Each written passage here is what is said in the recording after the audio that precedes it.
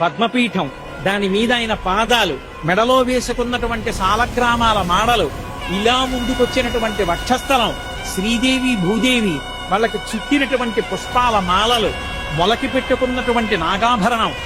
ఆ పైన ఈ చేత్తో పట్టుకున్నటువంటి చక్రం, ఈ చేత్తో పట్టుకున్నటువంటి శంఖం, ఇలా చూపిస్తున్నటువంటి వరదహస్తం, దాని నిండా వజ్రాల తాపడం, ఇందరికీ అభయం ములిచ్చు చేయి కందువకో మంచి బంగారు చేయి అని అన్నమయ్య పొంగిపోయినటువంటి ఆ చెయ్యి, చున్నా చుట్టినట్టున్న చిన్న చిరునవ్వు నవ్వుతున్నటువంటి చిన్న గుంటటి మూతి, దాని కింద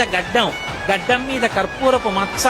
కళ్ళు ముక్కు కప్పుతూ పై వరకు పెట్టినటువంటి ఊర్ధ్వపుండ్రాలు, దాని మీద అంత పొడుగున